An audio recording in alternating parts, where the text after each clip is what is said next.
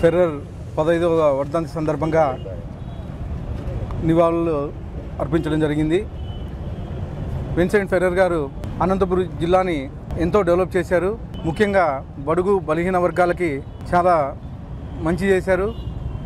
అనంతపురం వైద్య రంగం కానీ, అలాగే పేద ప్రజలకు వైద్యం అందించడం కానీ, అలాగే విద్యను అందించడం కానీ, ఇళ్లను కట్టించడం కానీ చాలా మంచి పనులు చేశారు.